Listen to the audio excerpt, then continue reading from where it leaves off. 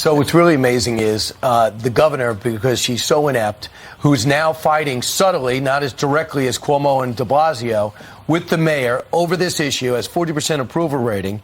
And now we have 59,300 migrants being held here. Over 100,000 have passed through here. Over 200 shelters have been constructed here because they say under the right to shelter rule. Well, what do you want? It's in our Constitution. You come here, we got to shelter you. And it turns out that also reveals 3 meals a day. You get a menu. You also get free laundry service. Who wouldn't come here? So 59,000. So they looked at this. It is nowhere in our Constitution. It was done under Mayor Koch. It was because homeless people, trying to get homeless people into homes, nothing to do with illegal immigration. So realize right now that Mayor Adams has another lever to pull, and that is there is no right to shelter. I can't take any more people here. That would stop this influx that are overwhelming our budgets were overdrawn and overwhelming the cities and every single borough. And they're trying to push into Long Island and upstate New York. You saw that video of Curtis. He was out there with the microphone. And before he was arrested. Third time in less than 2 weeks that he has been handcuffed protesting these migrants.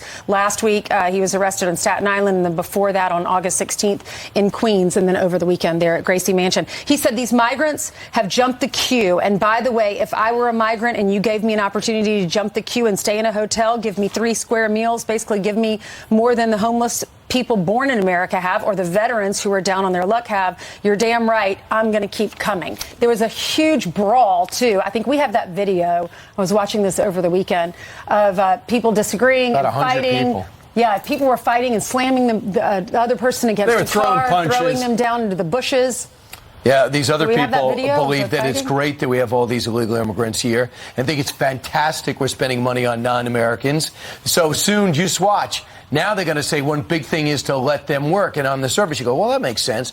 But to think about it, if you are now thinking about coming over and thinking about once you're over where to go, you think you've got a huge magnet now. Now you come to New York City, you get a job, you get a free place to live, you get 3 meals a day, and you get laundry service, and you get a job. We're going to be absorbing 3 or 4 Central American countries.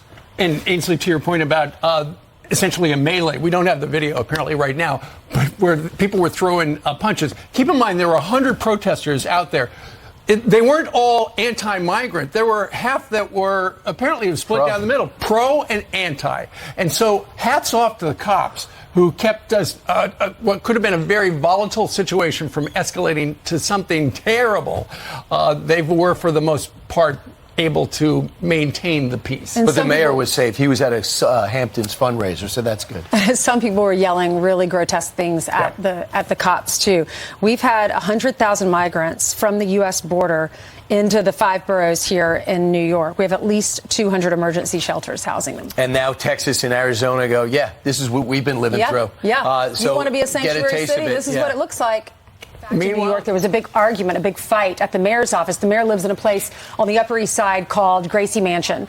And all of these protesters were standing outside of that property protesting, some for, some against. And there is Curtis Sliwa, who was a guardian angel. He ran for mayor, founder of the Guardian Angels. Right. He's upset. And so are so many people, especially the residents out on Staten Island, because we told you last week we had parents on our show. Parents were protesting because they want to build one of these shelters. They're going to put moms and children in a shelter that is next door to several schools out on Staten Island, and the people are just fed up. Yeah. So anyway, you know, regarding that, Ainsley, I found out more about it. It's in the Post today. You're talking about a Catholic school in Staten Island, St. John Villa Academy, and the neighbors there are upset because apparently, given as many people as they're going to put there, they're going to have portable generators out on the street running 24/7 to provide power for showers, outdoor showers. And they don't like the idea of all that sound. Friday night, a Staten Island judge blocked the city from housing migrants at the school, but then a high court overturned the ruling, and so now it looks like it could actually happen. And when the city bought that property, Steve, they said we're going to use it and we're going to build a new school. So the nuns, the Catholic nuns, sold the property to the city, and now they're using it for a shelter. Well, now it belongs to the city. Nicole Malliotakis is from Staten Island. Here's what she had to say on the Fox report yesterday.